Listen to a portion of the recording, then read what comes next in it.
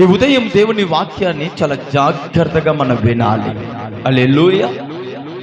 దేవుడు మనని ఆయన సన్నిధిలో సమకూర్చి ఆయన వాక్యంతో మాట్లాడుతున్నాడంటే ఆ వాక్యములో ఆయన ఉద్దేశము దాగి ఉంది, ఆ వాక్యములో ఆయన ప్రణాళిక దాగి ఉంది, ఆ వాక్యములో మన జీవితానికి అవసరమైన మాటలు, వాగ్దానము, అద్భుతము దాగి ఉంది. హల్లెలూయా. కనుక దేవుని సన్నిధిలో దేవుని మాట మన దగ్గర వచ్చేటప్పుడు ఆ మాటని మన హృదయములో మనం చేర్చుకోవాలి. అందుకే వాక్యములో రాయబడింది, ఆయన తన వాక్కుని పంపి బాగు చేసే దేవుడు, మనల్ని ఆశీర్వదించే దేవుడు, మనల్ని బలపరిచే దేవుడు, మనల్ని స్థిరపరిచే దేవుడు. ఈ ఉదయము దేవుడు సంఘానికి ఇచ్చే ఒక మాట ఏమిటంటే, అద్భుతము జరుగుటకు ఆయన చెప్పినట్టు చెయ్యుడి. ఈ మాట చెప్పండి. అద్భుతము జరుగుటకు ఆయన చెప్పినట్టు చెయ్యుడి. సరే, అందరు వినండి. మన జీవితంలో అద్భుతం అనేది చాలా ముఖ్యం, మేలు చాలా ముఖ్యము. ఒక్కొక్కరి జీవితంలో ఒక్కొక్క అవసరాలు ఉంటాయి, ఒక్కొక్క బలహీనతలు ఉంటాయి, ఒక్కొక్క కొదువు ఉంటాయి, ఒక్కొక్క ఆటంకాలు ఉంటాయి, అవసరాలు ఉంటాయి, బాధలు ఉంటాయి. కానీ వీటన్నిటికీ పరిష్కారం, వీటన్నిటికీ మనకి జవాబిచ్చేవాడు మన ఆరాధించే దేవుడు. హల్లెలూయా. ఆయనే మనకి అద్భుతం చెయ్యాలి. సమస్యలు వేరువేరుగా ఉండవచ్చు, పరిస్థితులు వేరువేరుగా ఉండవచ్చు, మనం వెళ్ళే మార్గము వేరువేరుగా ఉండవచ్చు. కానీ మనందరినీ ఆశీర్వదించేవాడు, మనందరినీ అర్థం చేసుకున్నవాడు, మనందరి జీవితంలో అద్భుతం చేసేవాడు మన ఆరాధించే యేసయ్య. అందుకే బైబిల్లో రాయబడింది, ఆయనకి అసాధ్యమైనది ఏది లేదు. అయ్యా నా సమస్య పెద్దదయ్యా, అయ్యా నా పోరాటం పెద్దదయ్యా, అయ్యా నేను ఇటువంటి ఇరుకులో ఉన్నాను, అయ్యా మీరు ఏం చెప్పినా సరే వాటన్నిటికంటే గొప్పవాడు మన ఆరాధించే యేసయ్య. వాటన్నిటిలో నుండి మనని అద్భుతంగా ఆశ్చర్యంగా నడిపించేవాడు మన ఆరాధించే యేసయ్య. ఈ ఉదయము ఆయనకి అసాధ్యమైనది ఏదీ లేదు. హల్లెలూయా. కనుక మన జీవితములో అద్భుతము జరుగుటకు ఆయన చెప్పినట్టు ఏం చెయ్యాలండి? చెయ్యాలి.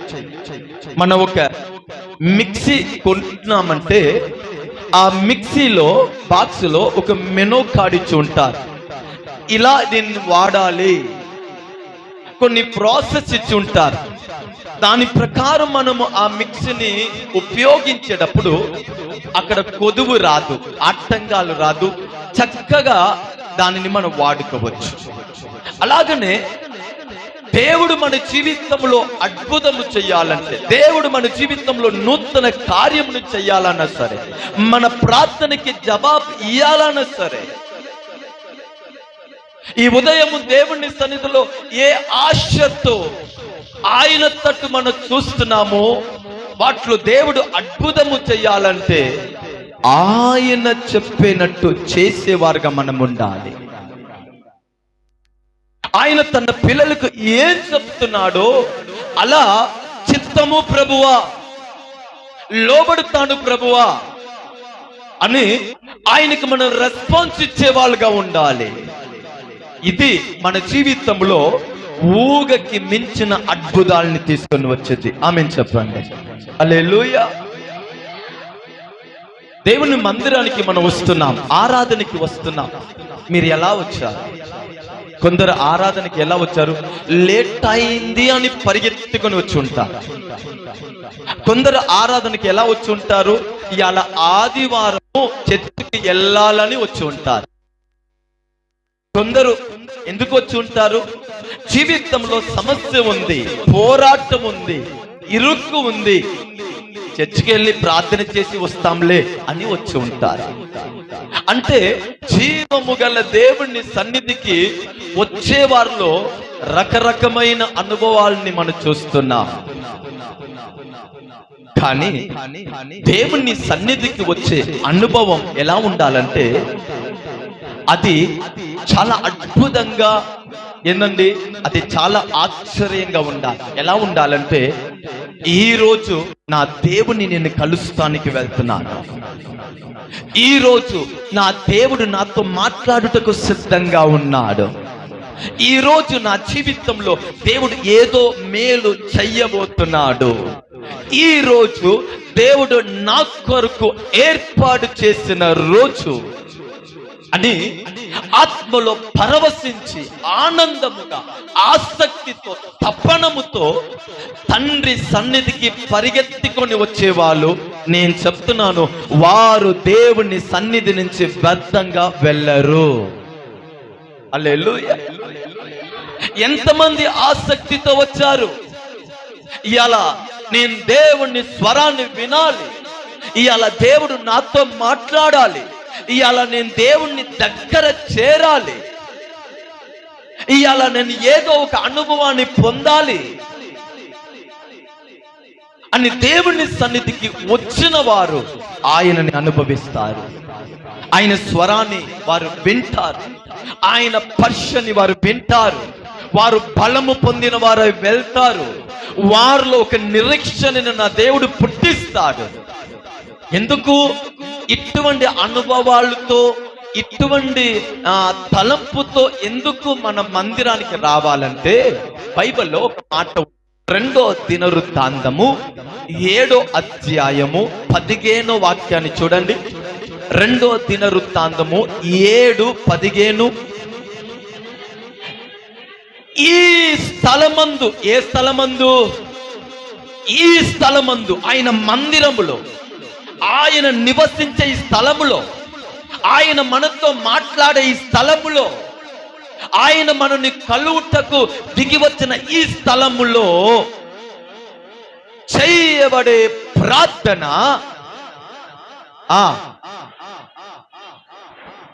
నా కన్ను దృష్టి ఏం చేస్తుందండి?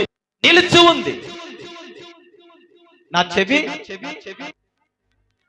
ఆలకిస్తా ఉంది. మీరు కూర్చున్నారే, ఈ స్థలము ఒక ఫంక్షన్ హాల్ కాదు. మన కూర్చున్నామే, ఈ స్థలము ఒక ప్రోగ్రామ్ హాల్ కాదు.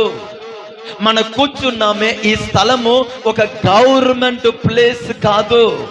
మన కూర్చున్నామే, ఈ స్థలము ఇది ఒక ఏందండి, ఒక ఇల్లు లేకపోతే మరొక స్థలము కాదు.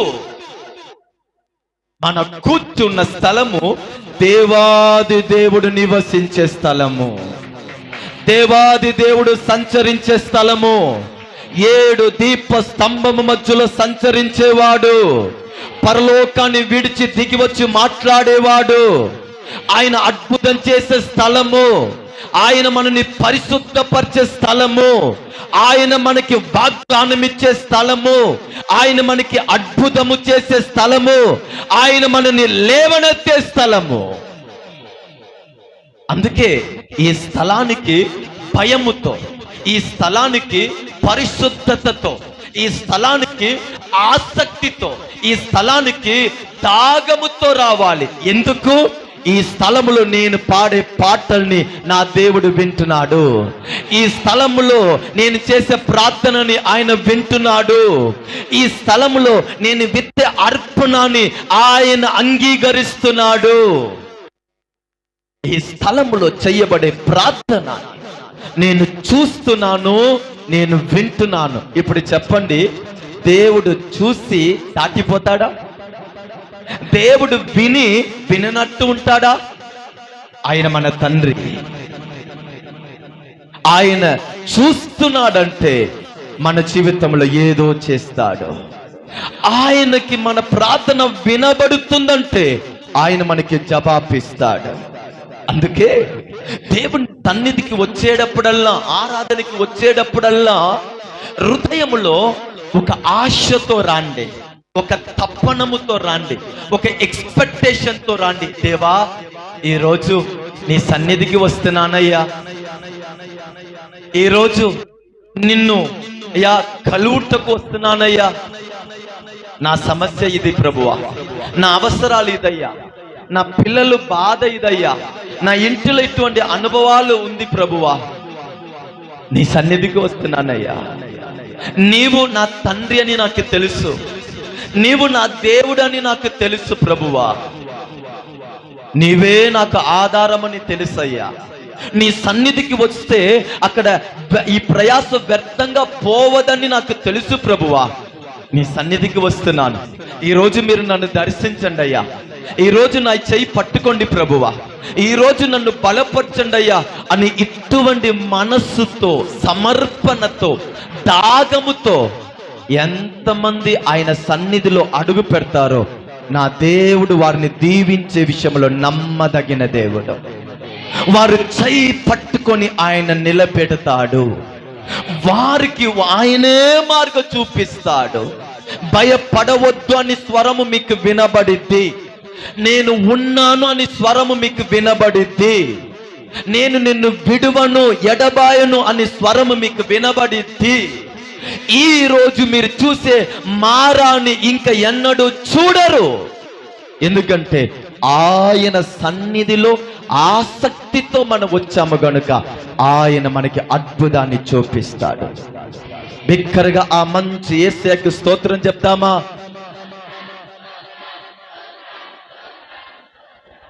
హల్లెలూయా. అందుకే అద్భుతాలు మన జీవితంలో జరగాలంటే ఆయన చెప్పినట్టు మనం చేసేవారుగా ఉండాలి. ఎందుకంటే మన దేవుడు ఆశ్చర్యకరుడు, మన దేవుడు అద్భుతము చేసేవాడు, మన దేవుడు జీవముని ఇచ్చి మనని రక్షించిన వాడు. హల్లెలూయా. కనుక మన జీవితంలో దేవుడు పూర్తిగా ఇన్వాల్వ్ అవ్వుటకు, మన జీవితంలో యేసయ్య పూర్తిగా మనని నడిపించుటకు మనము అవకాశం ఇయ్యాలి. ఆమేన్ చెప్పండి. కొందరు కొన్ని సందర్భంలో యేసయ్యని ఆపేస్తారు. హల్లెలూయా. నచ్చితే ప్రార్థిస్తారు, నచ్చకపోతే ప్రార్థించరు. మనసు ఉంటే సంఘానికి వస్తారు, మనసు లేకపోతే ఏందండి సంఘాన్ని వదిలిపెట్టేస్తారు. అదా కాదు. మన జీవితంలో మన దేవుడు నిరంతరంగా అద్భుతం చెయ్యాలంటే, మన జీవితము ప్రకాశించబడాలంటే అన్ని వేళల్లో మన జీవితంలో ఎవరికండి మనము చోటియ్యాలి? యేసయ్యకి చోటియ్యాలి. ఆయనకి పూర్తిగా మనం ఫ్రీడమ్ ఇయ్యాలి. యేసయ్యా, నేను నీ బిడ్డ, నేను నీ ఆలయము, నువ్వు నాలో నివసిస్తున్నావయ్యా, నీ చిత్తానుసారంగా నన్ను నడిపించు, నీ చిత్తానుసారంగా నా జీవితంలో కార్యాన్ని చెయ్యండి. నా చిత్తం కాదు, నా ఆలోచన కాదు, నీ చిత్తము, నీ ఆలోచన అని దేవుని పిల్లలు పూర్తిగా యేసయ్యకి మన జీవితంలో అనుమతి ఇవ్వాలి. ఆమేన్ చెప్పండి. ఆయన చిత్తానికి పూర్తిగా మనని అప్పగించాలి, ఆయన ఇష్టానికి పూర్తిగా మనని వదిలిపెట్టాలి. ఆయన నడిపింపుకు మనని పూర్తిగా వదిలిపెట్టేటప్పుడు యేసు నామములో చెప్తానండి, మన జీవితంలో అద్భుతము ఏ రోజు కూడా ఆగిపోవదు, మన జీవితంలో మేలు ఏ రోజు కూడా ఆగిపోవదు. మన జీవితంలో ఆయన ప్రసన్నత, ఆయన మహిమ, ఆయన సన్నిధి ఏ రోజు కూడా మనకి దూరం అవ్వదు. ఎందుకంటే ఆయన దిగి వచ్చే స్థలంలో అద్భుతాలు ఉంది. ఆయన మహిమ ఎక్కడ దిగి వస్తుందో అక్కడ దేవుడు దిగి వస్తున్నాడు. కనుక ఈ ఉదయం మన జీవితంలో దేవుడు ఎటువంటి అద్భుతం చెయ్యాలి మీకు తెలుసు, ఎటువంటి అవసరంలో ఉన్నారు మీకు తెలుసు, మన ఆరాధించే దేవునికి తెలుసు. వాక్యముల నుండి కొన్ని అనుభవాన్ని నేను మీకు చెప్తాను. వారు ఎలా అద్భుతాన్ని పొందారు, ఎలా ఆయన చెప్పినట్టు విన్నారు. ఈ ఉదయం కూడా మన జీవితము అలాగనే మార్చబడునుగాక. హల్లెలూయా.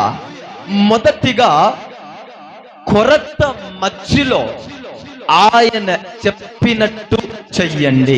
చెప్పండి ఈ మాట.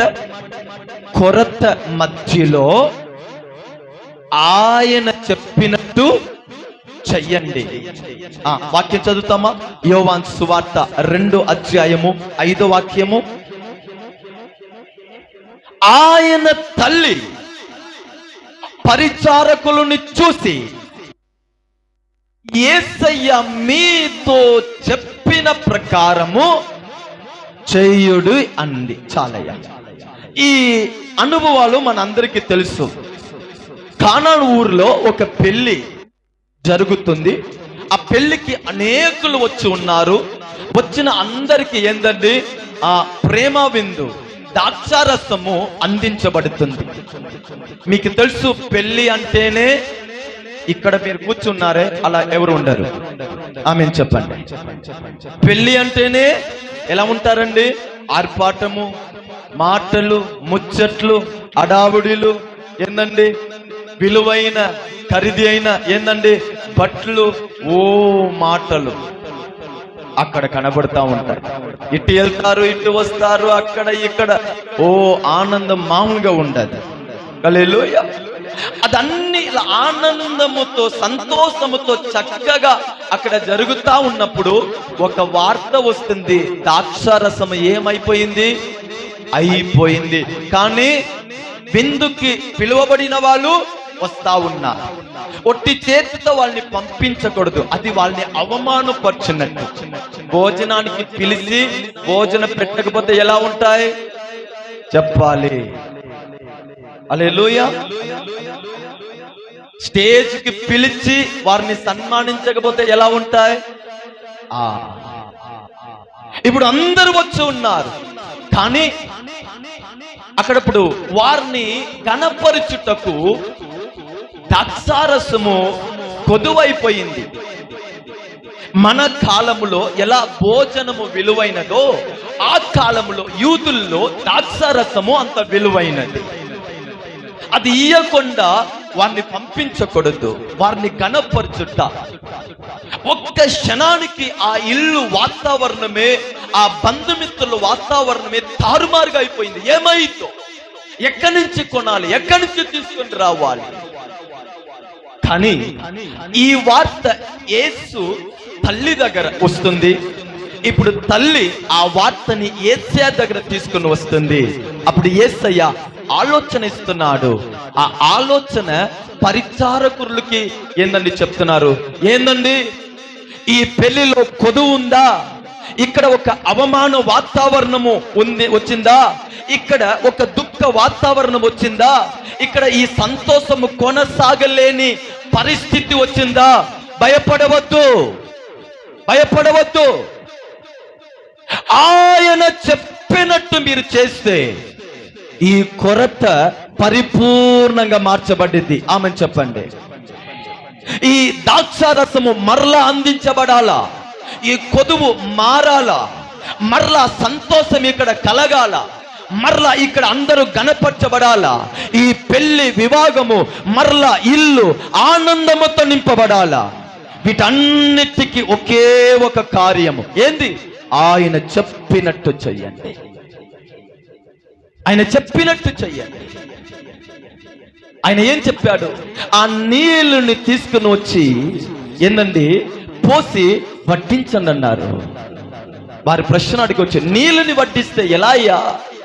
దీంట్లో పౌడర్ కలుపులేదు, దీంట్లో ద్రాక్ష కాయని మనము జ్యూస్ గా ఏందండి ఏ చెయ్యలేదు, నీళ్ళని వడ్డిస్తే ఎలా అడగలేదు. బట్టి నీళ్లు ఎలా ద్రాక్షారసంగా మారింది అడగలేదు. ఈ నీళ్ళని మేము వడ్డిస్తే తీసుకున్న వారు మమ్మల్ని ఏం చెప్తారో అని మాట రాలేదు. ఈ ఉదయము సంఘానికి, దేవుని పిల్లలకి, ఈ స్థలంలో కూర్చున్న వారికి దేవుడు చెప్పే మాట ఏం తెలుసా? నీ జీవితంలో అద్భుతాలను చూడాలంటే, ఇప్పటి వరకు నీ జీవితంలో ఏ ఏ విషయంలో ఒక పరిపూర్ణతని చూడలేక, ఒక ఎదుగుదలని చూడలేక, అన్ని విషయంలో కొదువు, అన్ని విషయంలో కొదువు, అన్ని విషయంలో కొదువే, దారిద్రత, బలహీనత,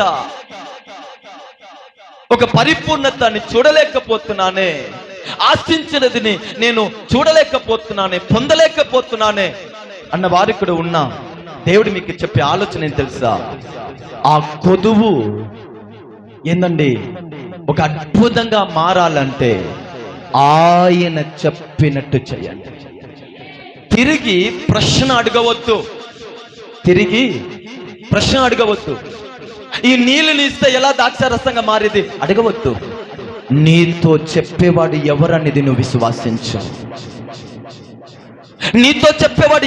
విశ్వాసించు. యోసేపత్ రాజా, మరొకొందరు రాజా ఏంటంటే శత్రుతో యుద్ధానికి వెళ్తున్నారు.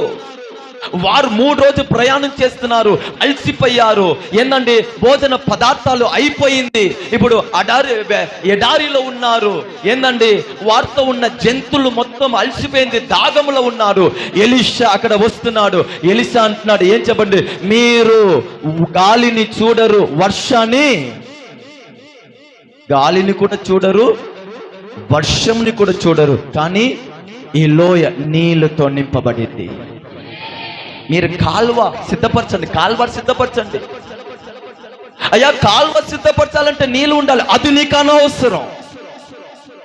దేవాది దేవుడు మీ జీవితంలో ఈ జంతువులు దాగం తీర్చబడుటకు, ఈ రాజులు దాగము తీర్చబడుటకు, మరలా నూతన బలము పొంది శత్రుని ఓడించాలంటే గాలిని మీరు చూడరు, వర్షంని మీరు చూడరు, ఎట్టు నుంచి నీళ్ళు వచ్చేది మీకు అనవసరం. నేను చెప్పినట్టు మీరు ఏం చెయ్యండి? త్రోవండి. ఆ ప్రవక్త చెప్పినట్టు త్రోవారు. ఉదయంగానే నీళ్లు అక్కడ కనబడింది, దాగము తీర్చబడింది, నూతన బలము పొందుకున్నారు, యుద్ధము చేశారు, గొప్ప జయముని చూశారు. అంటే నేను మీకు చెప్పే విషయం ఏమిటంటే, దేవుడు మీ జీవితంలో ఉన్న కొదువుని మార్చాలంటే, ఒక పరిపూర్ణతలో మీరు అడుగు పెట్టాలంటే ఆయన చెప్పినట్టు చెయ్యండి. తిరిగి ప్రశ్నించవద్దు, సందేహించవద్దు, ఎలా అని అడగవద్దు, ఇది సాధ్యమేనా అని మాట నీ తలంపులో కూడా రానియవద్దు. ఒక మాట చెప్పను, చాలా మంది జీవితంలో ఆ గొప్ప దేవుణ్ణి అద్భుతాలు ఆగి ఉండుటకు కారణము వారి నోటి మాట కూడా కాదు, కానీ వారి తలంపులో ఉన్న ఒక విషయం ఏం తెలుసా? ఇది ఎలా జరిగింది, ఇది జరిగే విషయమైనా ఆ తలంపు ఉంది చూసారా, మీ అద్భుతాన్ని ఆపేసింది. ఉదయం దేవుడు అంటున్నాడు, నీళ్ళని వడ్డించమన్నాడు, వడ్డిస్తాను. ప్రార్థించమన్నాడా, ప్రార్థిస్తాను. నీ పనిని నువ్వు చూసుకున్నాడా, ఆ పనిని నేను చూస్తాను. దాంట్లో రాబడి, దాంట్లో ఎదుగుదల, దాంట్లో ప్రమోషన్ అనవసరం. నా దేవుడు చేయమన్నాడు, అంతవరకు చేస్తాను. అణిగి ఉండమన్నాడు, ఉంటాను. నువ్వు మౌనంగా ఉండు, నేను చూసుకుంటాను అన్నాడు, నేను మౌనంగా ఉంటాను. ఆయన చెప్పినట్టు మీరు లోబడి చూడండి, అడుగుపెట్టి చూడండి, ఇంక మీదట మీరు కొదువుని ఎన్నడూ చూడరు. బిక్కరగా ఆమేన్ చెప్పండి. హల్లెలూయా. రెండోది, మరణము జీవముగా మారాలంటే, రెండోది మరణము జీవముగా మారాలంటే ఆయన చెప్పినట్టు చెయ్యండి. మరణము జీవముగా మారాలంటే ఆయన చెప్పినట్టు చెయ్యండి. యోవాను సువార్త 11వ అధ్యాయము 40వ వాక్యం చదువుతామా? యోవాను సువార్త 11:40. అందుకు యేసు, నీవు నమ్మిన ఎడల దేవుని మహిమని చూచెదవు. హల్లెలూయా. ఈ యోవాను సువార్త 11వ అధ్యాయం మన అందరికి బాగా పరిచయమైనది. ఏమిటి? లాజరు మరణించిన విషయం ఇక్కడ రాయబడింది. ఈ బెతానియా ఊర్లో ఈ లాజరు సహోదరులు మార్తా, మరియా ఉన్నారు. ఈ కుటుంబము యేసయ్యకి పరిచర్య చేసే కుటుంబము, యేసయ్యని ప్రేమించే కుటుంబము. ఈ బెతానియా ఊరికి యేసయ్య పరిచర్య నిమిత్తం వచ్చేటప్పుడల్లా వీరి ఇంటికి యేసయ్య వెళ్ళేవాడు. ఒక మంచి ఆత్మిక బంధములో ఆ కుటుంబం ఉంది. యేసయ్య పరిచర్య నిమిత్తము ఇంకొక గ్రామానికి వెళ్ళి ఉన్నాడు. లాజరు కొన్ని రోజుల నుంచి బలహీనతలో ఉన్నారు, వ్యాధిలో ఉన్నాడు. ఇప్పుడు అకస్మాత్తుగా లాజరు ఈ వ్యాధి నిమిత్తము చనిపోయాడు. కానీ యేసయ్య ఆ ప్రాంతంలో లేరు. కానీ వార్తని చెప్పి పంపించారు. లాజర్ని వారు సమాధి చేసేశారు. ఏందండి, అన్ని కార్యక్రమం అయిపోయింది. 4 రోజుల తర్వాత యేసయ్య వస్తే ఇప్పుడు మార్తా మరియ యేసయ్యని చూసి సాష్టాంగం పడి ఏడిచి ఒక మాట అంటారు, యేసయ్య నీవు గనుక ఇక్కడ ఉండి ఉంటే నా సహోదరుడు చనిపోయేవాడు కాదయ్యా. ఏ నమ్మకం అండి, ఏ నమ్మకం. నీవు ఇక్కడ ఉండి ఉంటే నా సహోదరుడు చనిపోయేవాడు కాదు. ఈ మరణాన్ని మేము చూసేవాళ్ళు కాదు, ఈ చీకటిని మేము అనుభవించేవాళ్ళు కాదయ్యా. మాకు మా అన్న తండ్రిగా ఉన్నవాడు, మాకు మా అన్న తల్లిగా ఉన్నవాడు, మాకు మా అన్న సమస్తమయ్యా. ఇప్పుడు మాకు అన్న లేదు, మాకు ఎవరయ్యా? మేము అనాథ అయిపోయాము, దిక్కులేని వాళ్ళుగా అయిపోయాము. ఈ లోకమే మాకు చీకటిగా మారిపోయింది. ఆ సహోదరులు, ఆ యవన పిల్లలు ఏడుపుని చూసి నా యేసయ్య కూడా ఏడిచాడని వాక్యంలో రాయబడింది. 35 ఏడ్చాడని. అందుకు యేసు 11:35 యేసు కన్నీరు విడిచాడు.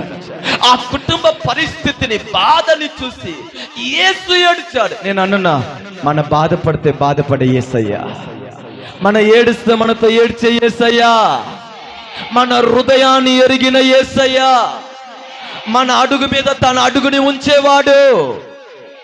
ఎంత గొప్ప దేవుడు అండి. వారి బాధని చూసి ఏడుస్తున్నాడు. ఏడ్చి వారితో అంటున్నాడు, లాజర్ని ఎక్కడ, ఏ సమాధిలో పెట్టారు అన్నాడు. అప్పుడు వాళ్ళు అంటున్నారు, యేసయ్య ఆయనని సమాధి చేసి ఎన్ని రోజు అయింది? 4 రోజు అయిందయ్యా. ఇప్పుడు ఏం వచ్చింది? వాసనలు, దుర్వాసనలు వచ్చిందయ్యా, చూడలేమయ్యా. అప్పుడు యేసు అంటున్నాడు, నేను ఆయనను లేపుతాను. అప్పుడు వాళ్ళు అంటున్నారు, అంచు దినములో మీరు అయ్యా వారిని లేపుతారు అనే విషయం మాకు తెలుసయ్యా. అప్పుడు యేసు అంటున్నాడు, భవిష్యత్తులో నేను లేపుతానని విషయం చెప్పట్లేదు, నీవు నమ్మితే ఇప్పుడే నీ సహోదరులో జీవం వచ్చింది.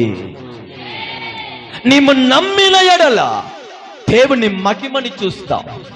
నీ పోగొట్టుకున్న నువ్వు సహోదరుడిని మరలా నువ్వు సజీవుడిగా నువ్వు చూస్తావు.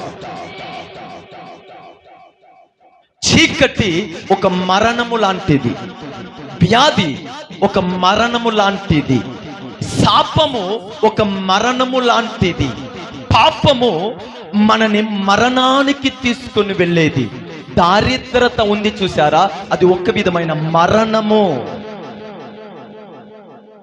దుఃఖము, కలవరము, డిప్రెషన్, వేదన, ఇది మానవుణ్ణి అంచులుగా మరణానికి నడిపించేది. కానీ వాక్యం చెప్తుంది, ఈ ఉదయము ఎటువంటి మరణము మీ జీవితంలో పనిచేస్తుంది?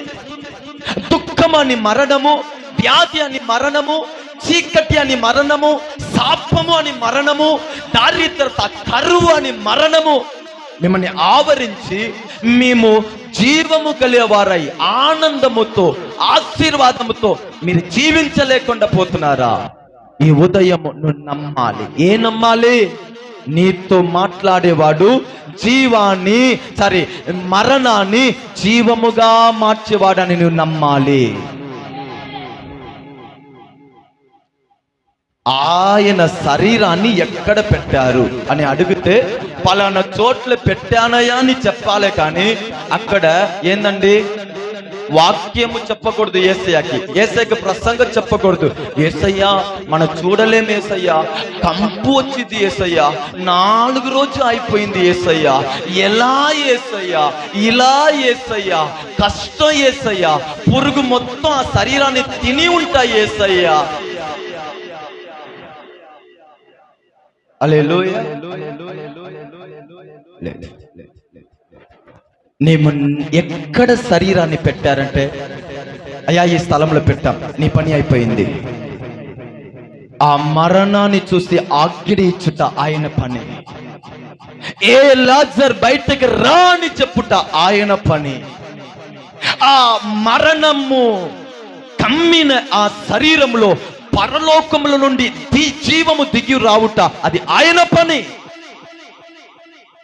ఆ స్థలముని చూపించటం నీ పని, విశ్వాసించటం నీ పని. ఈ ఉదయము దేవుడు అంటున్నాడు, మీ జీవితంలో ఏ ఏరియాలో మరణము ఏందండి కమ్మి ఉందో, మీరు జీవము, సంతోషము, మేలు, ఆశీర్వాదము, ఏందండి వెలుగు, ఎదుగుదల, ఈ జీవాన్ని మీరు చూడలేకపోతున్నారో, ఆపుతుందో, ఈ ఉదయము దేవుడు ఆ మరణాన్ని చూసి గద్దిస్తున్నాడు. నీ కుటుంబాన్ని ఏలుబడి చేసే మరణాన్ని యేసు నామములో నా దేవుడు తొలగించునుగాక. శాపమని మరణము తొలగిపోవునుగాక. దారిద్రతని మరణము తొలగిపోవునుగాక. శాపము అని మరణము తొలగిపోవునుగాక. దుఃఖము అని మరణము తొలగిపోవునుగాక. భయము అని మరణము తొలగిపోవునుగాక. జీవము దిగివచ్చునుగాక. ఎక్కడ పెట్టారంటే, అయ్యా అక్కడ పెట్టాను అంతే. నీవు నమ్మిన ఎడల దేవుని మహిమ అంటే జీవము మన జీవితంలో దిగి వచ్చి, విశ్వసిస్తున్నారా? 3వ మాట, నీ జీవితంలో నువ్వు వర్ధిల్లాలంటే, మాట వినాలి, నీ జీవితంలో నీవు వర్ధిల్లాలంటే ఆయన చెప్పినట్టు చెయ్యుడి. 3వది, వర్ధిల్లుట దేవుని వాగ్దానం, అంతేనా? ఆదికాండము 1వ అధ్యాయము 27వ వాక్యం. ఆదికాండము 1వ అధ్యాయము 27, 28 చదవండి. దేవుడు తన స్వరూపమందు నరుడిని సృజించెను. దేవుని స్వరూపమందు వారు సృజించెను. స్త్రీనిగాను పురుషునిగాను వారిని సృజించెను. చూడండి చూడండి, దేవుడు వారిని సృష్టించి ఇప్పుడు ఏం చేస్తున్నాడు? ఆశీర్వదించెను. ఎట్లా ఆశీర్వదించాడు?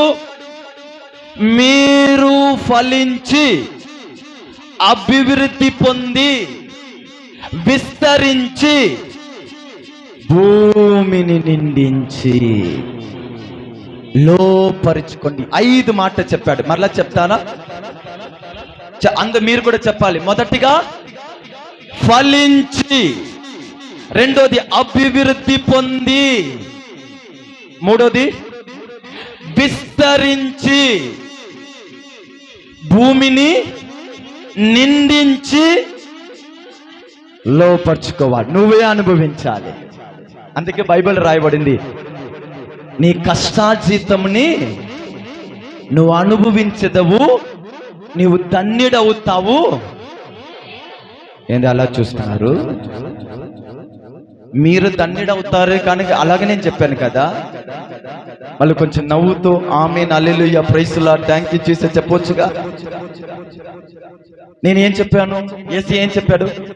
నీవు ధన్యుడవుతావు, మేలే కలిగింది.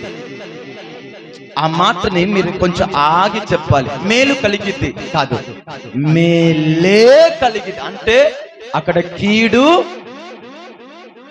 రాదు యేసు నామములో. హల్లెలూయా. మన మేలుకి సంబంధించిన వాళ్ళు ఆమేన్ చెప్పండి. మన తండ్రి ఆశీర్వాదానికి సంబంధించిన వాళ్ళు ఆమేన్ చెప్పండి. మనం వాగ్దానానికి సంబంధించిన వారు, మన వెలుగుకి సంబంధించిన వాళ్ళు, మనము జీవానికి సంబంధించిన వాళ్ళు. అందుకే అంటున్నాడు, నీకు మేలే కలిగిద్ది. మీరు ఎంత ఎఫెక్ట్ గా ఆమె చెప్తారో అంత ఎఫెక్ట్ గా మీకు మేలు వచ్చింది కాక. మరణాన్ని జీవాన్ని మీ ముందు ఉంచుతున్నాను, శాపాన్ని ఆశీర్వాదాన్ని మీ ముందు ఉంచుతున్నాను, కానీ జీవాన్ని ఎన్నుకోండి అన్నాడు. ఆమె చెప్పండి హల్లెలూయా. మన జీవితంలో మనం వర్ధిల్లాలంటే, ఉన్నతమైన స్థానానికి చేరాలంటే, అది ఆత్మీక విషయములైనా సరే, మనం చేసే పని విషయమైనా సరే, ఆశీర్వాదమైనా సరే, మన పిల్లల ఎదుగుదలైనా సరే, కుటుంబ బంధమైనా సరే, అన్నిట్లో మనం వర్ధిల్లాలంటే ఆయన చెప్పినట్టే చెయ్యాలి. ఆమేన్ చెప్పండి. ఆదికాండము 12వ అధ్యాయము మొదటి 2 వాక్యం చదవండి అమ్మా. యెహోవా ఇప్పుడు అబ్రాహాంని చూసి అంటున్నాడు, నీవు లేచి ఈ దేశమును ఈ దేశం నుండి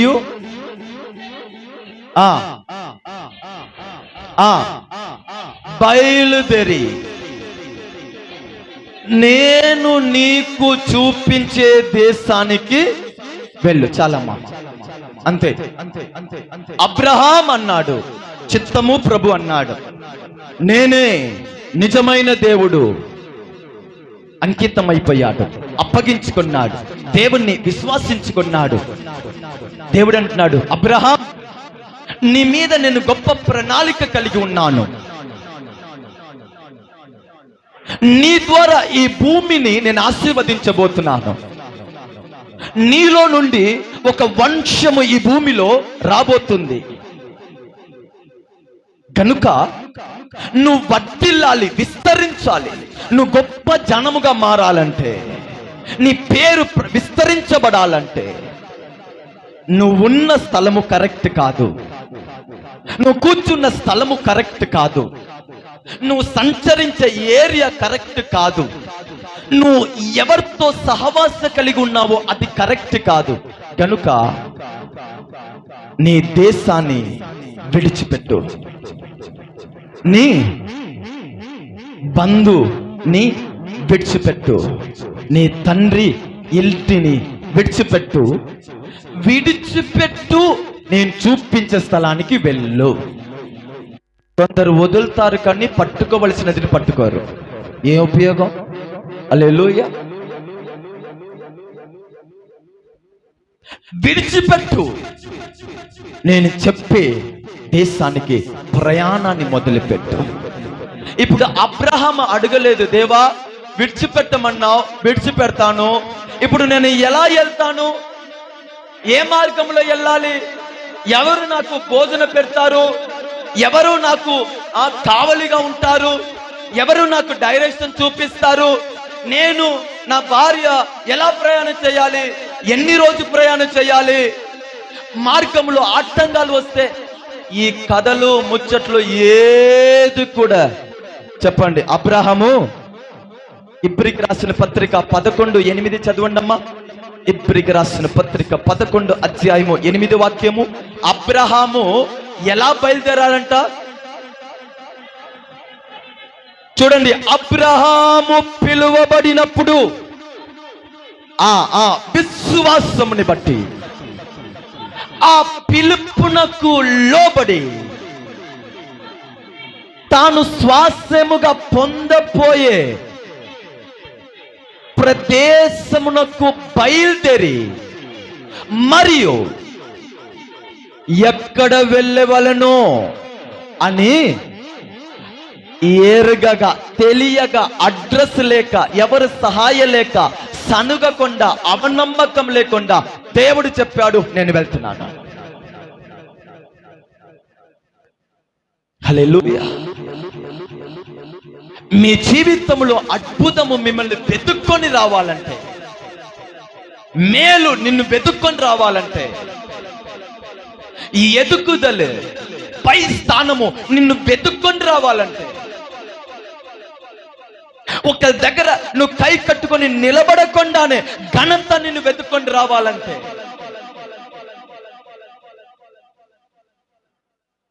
హల్లెలూయా, విడిచిపెట్టవలసిన విషయాన్ని విడిచిపెట్టాలి. అది అలవాటు అవ్వచ్చు, పనిలో అవ్వచ్చు, ప్రవర్తన అవ్వచ్చు, స్వభావం అవ్వచ్చు, మాట అవ్వచ్చు. నా దేవుడు విడిచిపెట్టమంటున్నాడంటే దాని అర్థం తెలుసా? నీ కొరకు గొప్పదిని ఆయన సిద్ధపరిచి ఉంచాడని. హల్లెలూయా. ఇది వదిలిపెట్టంటే నానా నీకు అది పెద్దది ఉందయ్యా, ఇది శాశ్వతమైనది కాదు. నీవు పట్టుకున్నావే, నువ్వు అనుభవిస్తున్నావే, నువ్వు ఉన్నావే, నువ్వు దేని మీద ఆధారపడ్డావు, అది శాశ్వతమైనది కాదు. నేను నీ కొరకు సిద్ధపరిచినది శాశ్వతమైనది. నీవు అనుభవిస్తావు, నీ పిల్లలు అనుభవిస్తారు, నీ పిల్లలు అనుభవిస్తారు. అందుకే యెషయా గ్రంథము 51:2 చూడండి. ఈ వాక్యము అబ్రాహాం జీవితంలో ఎలా నెరవేరింది? యెషయా 51:2, మీ తండ్రి అయిన అబ్రహామును సంగతిని ఆలోచించుడి, మిమ్మును కనిన సారాను ఆలోచించండి. చూడండి ఏం ఆలోచించాలంట? దేవుడు ఏం చెప్తున్నారు తెలుసా? వాళ్ళకి నేను విడవమని చెప్పాను, ఇలా వెళ్ళమని చెప్పాను, అలాగనే వారు నడుచుకున్నారు, జీవించారు. వాళ్ళని చూడండి, అలా వారు జీవించారు గనుక, వెళ్ళారు గనుక ఇప్పుడు చూడండి వారు ఒంటరి అయి ఉన్నారు. నేను వారిని పిలిచాను, రెండోది ఆశీర్వదించాను, మూడోది వారిని ఎక్కువ మందిగా గొప్పవాడుగా చేశాను. అబ్రహాం వదిలిపెట్టు, నేను చెప్పినట్టు వెళ్తాను ప్రభువా. అలా వెళ్ళినప్పుడు ఒంటరి వాడంట, లేదంట, పిలిచాను, ఆశీర్వదించాను, గొప్పవాడుగా చేశాను. అమ్మా, ఒక పోస్టింగ్ అవ్వచ్చు, ఒక ఘనత అవ్వచ్చు, ఒక పై స్థానం అవ్వచ్చు, ఒక స్థిరమైన ఆశీర్వాదం అవ్వచ్చు. నిన్ను వెతుక్కొని రావుటకు నా దేవుడు నమ్మదగిన వాడు నీ జీవితంలో అద్భుతం చేయుటకు. విడిచిపెట్టు, ఇలా నడుచుకో అంటే చిత్తము ప్రభువా అని చెప్పేవారుగా మన ఉందుముగాక. ఈ ఉదయం యేసు నామములో కూడా ఉన్న వారికి చెప్తాను, ఇవాళ టెంపరవరీగా ఏ పని చేస్తా ఉన్నారో, ఏ పనిలో మీరు అప్ అండ్ డౌన్ గా ఉన్నారో, సేవకుడుగా నేను చెప్తాను, ఒక స్థిరమైన ఉన్నతమైన స్థానంలో నా దేవుడు మిమ్మల్ని కూర్చోపెట్టునుగాక. ఒక రోజు వచ్చింది, పని వెతికే అలవాటు మీలో ఉండదు. మనుషుల దగ్గర వెళ్ళి వస్తామని తలంపు కూడా మీలో పుట్టుటకు నా దేవుడు అనుమతించాడు. హల్లెలూయా. వెతుక్కొని వచ్చినట్టు నా దేవుడు అద్భుతం చెయ్యునుగాక. అలా చేస్తాడు, ఎందుకంటే ఆయన తన మాటలో ఎన్నడూ తప్పిపోవాడు. ఆయన చెప్పినట్టు వరకు నడుచు. నాలుగోది ఒక మాట, నీవు పోగొట్టుకున్నదిని మరలా పొందాలంటే, వినండి, నాలుగోది, నీవు పోగొట్టుకున్నదిని మరలా పొందాలంటే ఆయన చెప్పినట్టు చెయ్యి. ఆయన చెప్పినట్టు చెయ్యి. మొదటి సామువేలు 30వ అధ్యాయము మొదటి 2 వాక్యం వరకు చదవండి. దావీదును అతని జనులను ఎన్నో దినమా 3వ దినమందు సిక్లాగుకి వచ్చి అందులో దావీదు జనులు సిక్లాగ్ అని ఒక ప్లేస్ కి వారు ఏదో యుద్ధం నిమిత్తం వెళ్ళి ఉన్నారు. వారు అట్ట ఎల్లగా ఇట్ట అమాలేకు శత్రులు వచ్చి దండెత్తి పడి కొట్టి పగలపెట్టి, గనులు ఏమి, అడ్పులు ఏమి, అందులో ఉన్న ఆడవాళ్ళందరినీ చెరపట్టుకొని చంపగా తీసుకొని వెళ్ళిపోయిరి. ఆ స్థలాన్ని కాల్చివేశారు.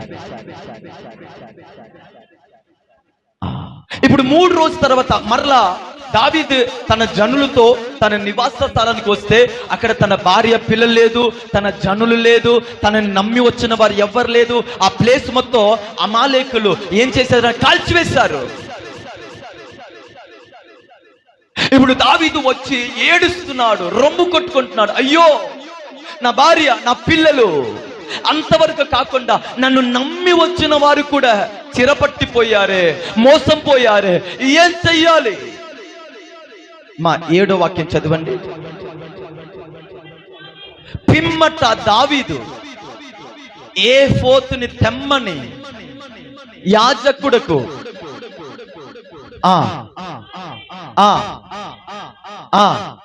చెప్పగా అబ్యాతారు ఏఫోతును తీసుకొని వచ్చేను. చాలా ఇప్పుడు దావీదు ఒక గొప్ప పరాక్రమశాలి. ఆ కాలంలో దావీదు ముందు నిలబడే ధైర్యం ఏ రాజుకి లేదు. దావీదు పోయిన చోట అంతట్లో దేవుడైన యెహోవా అతనికి తోడై ఉన్నాడని బైబిల్లో రాయబడింది. దావీదు రోజు రోజుకి విస్తరించాడని వాక్యంలో రాయబడింది. దావీదు లాగా ఒక మహా చక్రవర్తి ఎవ్వరు లేదు. అంత గొప్ప రాజు, జీవితంలో జయాన్ని చూసిన వాడు, ఉన్నతమైన శిఖరాన్ని చూసిన వాడు ఇప్పుడు నష్టం పోయిన వాడై, కోల్పోయిన వాడై, ఉన్నతిని పోగొట్టుకున్న వాడై ఒక అనాథలాగా ఏడుస్తున్నాడు. అయ్యో! ఆ మాట చాలా ముఖ్యం అండి.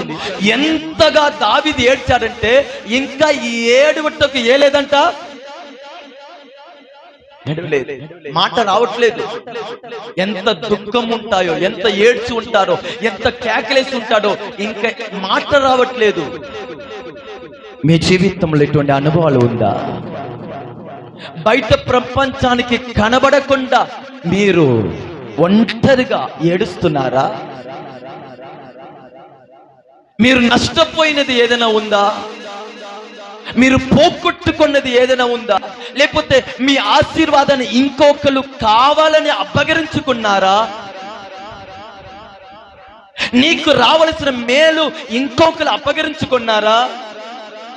నీ స్థానాన్ని, నీ ఆశీర్వాదాన్ని, నీ డబ్బులని, నీ మేలుని, నీ ఘనతని వేరే ఎవరైనా అప్పగరించుకున్నారా? వేరెవరి చేతిలోనే ఉందా? ఈ ఉదయం దేవుడు అంటున్నాడు, నీవు పోగొట్టుకున్న అనుభవానికి ముగింపు కలుగునుగాక. దీని తర్వాత నువ్వు పోగొట్టుకున్న స్థితిలో ఉండకూడదు. నష్టపోయే స్థితిలో నా పిల్లలు ఉండకూడదు. పడిపోయే స్థితిలో నా పిల్లలు ఉండకూడదు. అన్ని తిరిగి వచ్చునుగాక, అన్ని తిరిగి వచ్చునుగాక, అన్ని తిరిగి వచ్చునుగాక. 8వ వాక్యములో ఇప్పుడు దావీదు ఏం చేస్తున్నాడు? 8 అమ్మా. ఇప్పుడు దావీదు తన అనుభవం మీద ఆధారపడి యుద్ధానికి వెళ్ళవచ్చా కాదా? చెప్పండి భక్తులారా. దావీదు అనుభవం, దావీదు జయము, దావీదు పరాక్రమం, దావీదు తెలివికి ఒక కొలత లిమిటే లేదు. ఆ వ్యక్తి యుద్ధానికి వెళ్ళవచ్చా లేదా? వెళ్ళి వారిని ఓడించలేడా? కొట్టలేడా? చంపలేడా? తన వస్తుని మరలా ఆయన సమకూర్చగలేడా? తెలుసు. ఆ స్థలములో మనం ఉంటే ఇదే చేస్తాం. ఎందుకు? నా దగ్గర బలం ఉంది, అనుభవం ఉంది, ఆయుధం ఉంది, మనుషులు ఉన్నారు, రండి వెళ్ళి వారిని చూస్తామంటాం.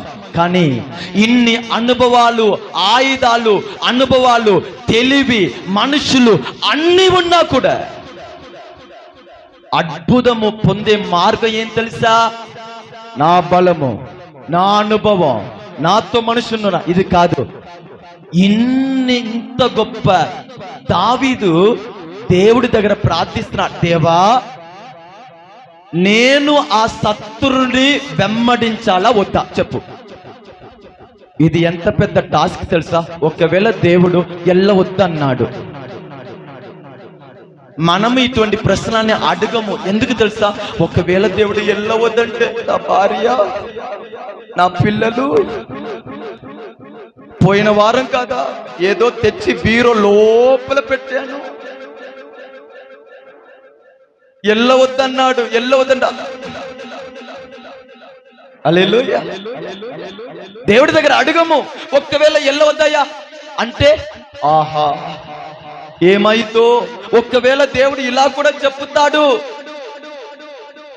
కానీ దేవుడిని ఆధారంగా పట్టుకుని జీవించేవాడు ఎలా ఉంటాడు తెలుసా? ప్రతి అడుగులో దేవా ముందు వెళ్ళాలా వద్దా, ముందు వెళ్ళాలా వద్దా, నా భార్యే, నా పిల్లలే, నా వస్తువులే, నన్ను నమ్మి ఒక గుంపు జనులు ఉన్నారు, వాళ్ళకి నేనే న్యాయం చెయ్యాలి, నేనే వాళ్ళకి మేలు చెయ్యాలి. వీటి మధ్యలో కూడా నా అనుభవం, నా బలము, నా ఆయుధం వద్దు. నువ్వు చెప్పు ప్రభువా, వెళ్ళాలా వద్దా, వెళ్ళాలా వద్దా. అందుకే అంటున్నాను, అప్పుడు దేవుడు అంటున్నాడు వెళ్ళు. ఆమేన్ చెప్పండి. వెళ్ళు, తరుము, నిశ్చయముగా నువ్వు వారిని కలుసుకుంటావు, వారందరినీ బిక్కరకేసేకు స్తోత్రం చెప్పండి. ఎవండి పోగొట్టుకున్న కార్యాన్ని మరలాను పొందుకోవాలంటే నీ సొంత తెలివి మీద, అనుభవం మీద, బలము మీద, వస్తువు మీద, మనుషులతో వెళ్ళి పొందుటకు ప్రయత్నం చేయవద్దు. దేవా నేను వెళ్ళాలా, యుద్ధం చెయ్యనా, వాళ్ళతో నేను మాట్లాడనా, లేకపోతే మౌనంగా ఉండనా, అక్కడ వెళ్ళనా లేకపోతే ఉండనా, మీరు చూసుకుంటారా లేకపోతే నేను ఏదైనా చెయ్యనా, మాట్లాడు. అప్పుడు స్వరం నీ దగ్గర వచ్చింది, వెళ్ళు. అమ్మా 18-19 ఇలాగున దావీదు అమాలేకులు తోల్చుకొని పోయిన, ఈ మాట చెప్పండి, అంతటిని తిరిగి తెచ్చుకొనేను. బిక్కరగా ఆమేన్ చెప్పండి. అన్నిటినీ తిరిగి పొందుకున్నాడు.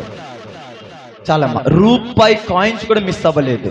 నేను చెప్పనా, దేవుడు చెప్పినట్టు మీరు వెళ్తే రూపాయి కూడా మిస్ అవ్వద్దు. ఆమేన్ చెప్పండి.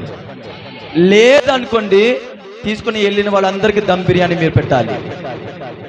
హల్లెలూయా. 10 కిలోమీటర్ దూరంలో ఇంకా థమ్సప్ అడుగుతారు. హల్లెలూయా. ఆయన చెప్పినట్టు వెళ్ళారనుకోండి, రూపాయి కూడా మీది మిస్ అవ్వదు. హల్లెలూయా. ఆమేన్ చెప్పండి. అందుకే మన అనుభవం కంటే, మన బలము కంటే, మనకి తెలిసిన వాళ్ళకంటే ఎక్కువ నా యేసయ్య గొప్పవాడు. అడిగాడు, వెళ్ళాలా ప్రభువా? వెళ్ళు. వెళ్ళాడు, సమస్తముని తిరిగి పొందుకున్నాడు.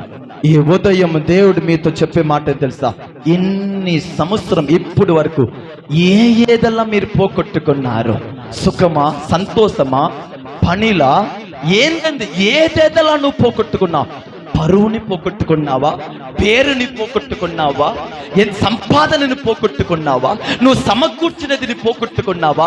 ఆరోగ్యాన్ని పోగొట్టుకున్నావా? ఈ ఉదయం నమ్మదగిన దేవుడు చెప్పేనట్టు నువ్వు విను, నువ్వు నడువు, అన్నిటిని రెట్టింపుగా నువ్వు పొందుకుంటావు, రెట్టింపుగా పొందుకుంటావు, బాకీ లేకుండా పొందుకుంటావు. వాగ్దానం చేసిన దేవుడు నమ్మదగిన దేవుడు. హల్లెలూయా. 5వ మాట ముగిస్తాను. ఆటంకాలు మారాలంటే ఆయన చెప్పినట్టు చెయ్యండి. చెప్పండి, ఏ మారాలంటే? ఆటంకాలు మారాలంటే అన్న చెప్పినట్టు, బావ చెప్పినట్టు, వాళ్ళు చెప్పినట్టు, వీళ్ళు చెప్పినట్టు, ఇది చెప్పినట్టు కాదు, నేను సేవించే నా దేవుడు చెప్పినట్టు. కొందరు బయట వెళ్తారు, పిల్లి ఇటు దూరిందంటే అంతే, వీళ్ళ గుండె ఆగిపోయింది. అట్నుంచి ఎవరో తరిమి ఉంటారు, అది భయం ఉంటే ఇటు దూకింది. వీడు ఒక లిస్టు, పిల్లి దూరింది, అయిపోయింది. పద కథ చెప్తాడు. మొత్తం ఏందండి ఇతిహాసం, మొత్తం చరిత్రాన్ని ఈయనే రచించినట్టు మాట్లాడతాడు. ఇంకా వెళ్ళకూడదు, అంతే అయిపోయింది, తిరిగి రండి. ఇంకెళ్ళి మరలా స్నానం చేస్తాడు, ఇంట్లో కూర్చుంటాడు.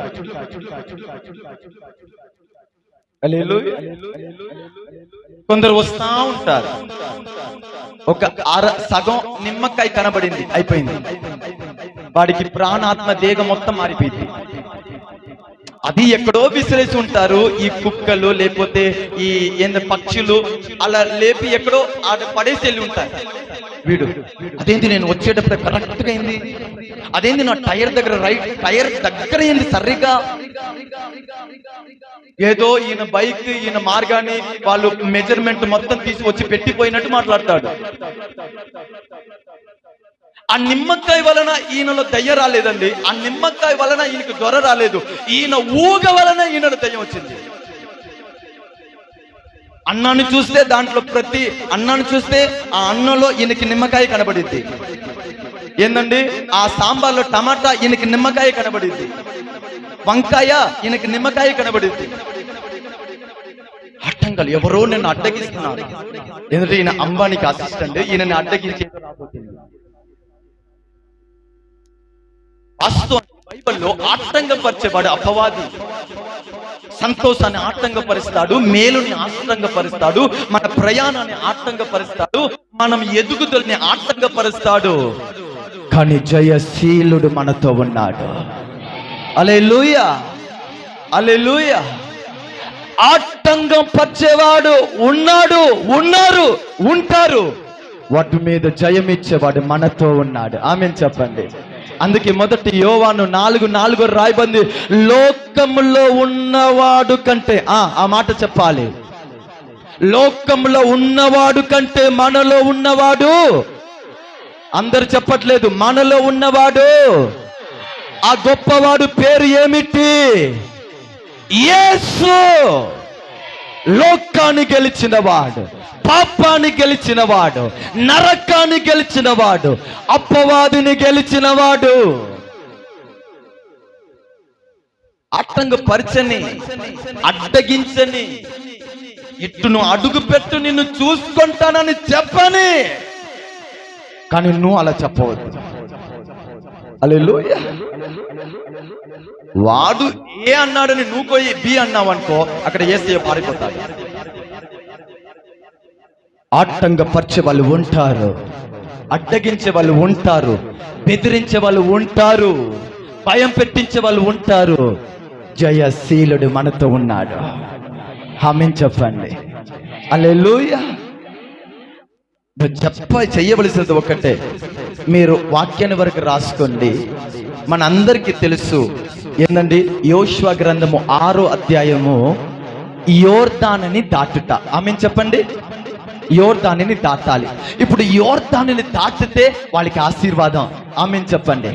ఇప్పుడు యోర్దానుని దాటితే ఆశీర్వాదం మిగిలి ఉంది, కానీ ఆశీర్వాదానికి చేరనీయకుండా అడ్డగించేది ఏమిటి చెప్పాలి? ఏమిటి? యోర్దాన్ నది. యోర్దాన్ అంటే మరణము అని అర్థం. చెప్పండి. యోర్దాన్ అంటే మరణము. అది కోత కాలము గనుక అలలు భయంకరంగా వస్తుంది. ఎవరైనా అడుగు పెట్టారనుకోండి, అయిపోయారు. అడుగు పెడితే అయిపోయారు. అంత భయంకరంగా ఎందుకు వస్తుంది, ఆటంకాలు భయంకరంగా వస్తుంది. నేను మీకు ఒక మాట చెప్పనా? యెహోషువ గ్రంథము 6వ అధ్యాయము 3వ వాక్యము, 4వ వాక్యము, 10వ వాక్యము, 15వ వాక్యము, 16వ వాక్యము. దాంట్లో 10వ వాక్యాన్ని చదువునమ్మా. మరియు యెహోషువ, మీరు కేకలు వేయుడని నేను మీతో చెప్పు వరకు కేకలు వేయవద్దు, కంఠధ్వని వినబడనీయవద్దు, మీ నోటిలో నుండి ఏ ధ్వనియు మాట రావద్దు. నేను చెప్పినప్పుడే బిక్కరగా ఆమెను చెప్పండి, కేకలు వేయాలని ఆజ్ఞ ఇచ్చాను. ఏవండి, ఆటంకాలు మారాలంటే, ఆశీర్వాదములు మీరు అడుగు పెట్టాలంటే దేవుడు ఇక్కడ చాలా ప్రాసెస్ చెప్పాడు. ఒక్క ప్రాసెస్ చెప్తాను. ఏం చెప్పారు తెలుసా? మీరు ఏం చేయకూడదు, ఏం చేయకూడదు. సారీ అండి, ఇక్కడ యోర్దానుని గురించి కాదు, యెరిగోని గురించి. హల్లెలూయా, క్షమించండి. ఇక్కడ యెరిగోని గురించి. ఆటంకంగా ఉండేది ఏమిటండి? యెరిగో. క్షమించాలి, యోర్దాన్ కాదు, యెరిగో. యెరిగో యెరిగో ఇక్కడ ఆటంకంగా నిలబడుతుంది. కానీ దేవుడు అన్నాడు, ఈ యెరిగో కూలిపోవాలంటే ఆ యెరిగోని 6 రోజు ఒక్కసారి మీరు తిరిగి రావాలి, 7వ రోజు 7 సారి తిరిగి రావాలి, కానీ మాట్లాడకూడదు. హల్లెలూయా. చాలా ఆశీర్వాదము, అద్భుతము, మేలుని ఆటంకపరిచేదే ఏమిటండి? నోటి మాట. అందుకన్నాడు పొర్రపాటు కూడా మాట్లాడకూడదు. అంటే దేవునికి తెలుసు, వీళ్ళు మాట్లాడితే ఎట్టి పరిస్థితుల్లో ఈ గోడ కూలిపోవదు. హల్లెలూయా. కష్టంలోనే చాలా ఇబ్బందికరమైనది ఏం తెలుసా? మాట్లాడకుండా ఉంటుంటా. హల్లెలూయా. మాట్లాడవద్దని చెప్పండి. ఆమె మాట్లాడదు, కానీ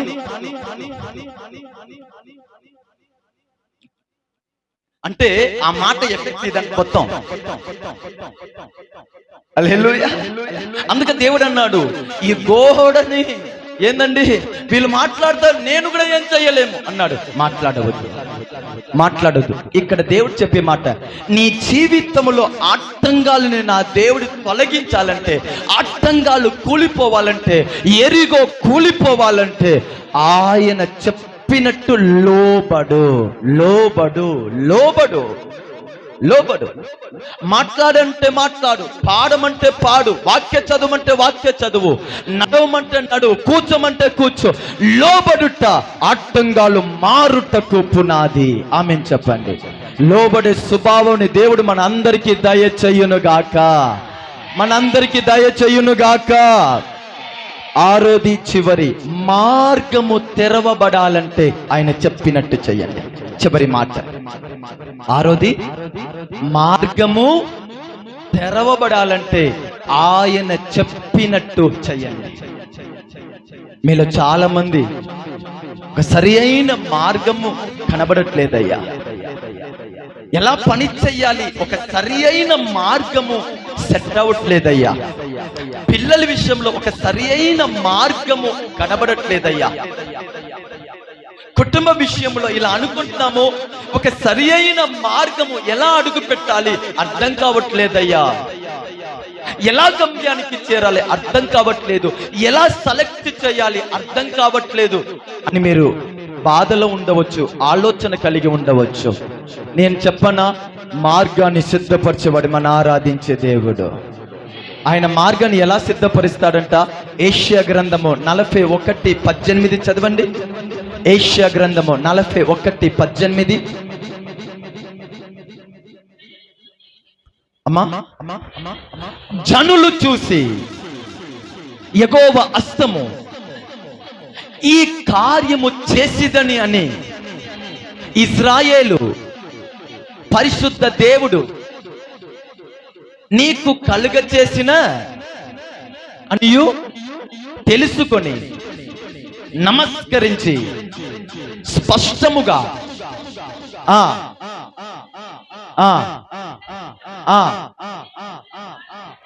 నదులను పార చేసేదను. చూడండి, లోయల మధ్యలో ఊటలను ఉప్పక చేసేదను. చూడండి, అరణ్యంలో నీటి ఎండిన నేలలో నీటి ముక్కలుగా చేసేదేనో. ఏవండి, మీకు అర్థమవ్వని కోణలో ఆయన నీకు మార్గాన్ని సిద్ధపరుస్తాడు. మీకు అర్థమవ్వని కోణంలో ఆయన నిన్ను తీసుకొని వెళ్తాడు. నీకు అర్థమవ్వదు, అట్టి ఆశ్చర్యంగా తీసుకొని వెళ్తాడు. ఇక్కడ ఇజ్రాయిల్ ప్రజలు ఏంటండి ఇజ్రాయిల్ ప్రజలకి ఆశీర్వాదానికి వెళ్ళాలి. ఇప్పుడు యోర్దాను ఆటంకంగా ఉంది. అప్పుడు దేవుడు అంటున్నాడు, మందసమంని మోసిన యాజకులు అడుగు పెట్టగా మీకు నూతన మార్గం తెరవాలా, యోర్దాను నది ఏకరాశిగా నిలబడాలా. అందరు ఇక్కడ చూడండి, యోర్దాను నది నీకు నూతన మార్గాన్ని అడ్డగించి, నూతన మార్గాన్ని నువ్వు చూడకుండా అడ్డగించే యోర్దాను ఏకరాశిగా నిలబడాలంటే దేవుడు యోషువ 3:15-16 ఏ అన్నాడు తెలుసా? మందసమని మోసిన యాజకులు యోర్దాను నదిలో అడుగు పెట్టగా, 16 వాక్యం 3:16, పైన నుండి పారు నీళ్లు బహు దూరంగున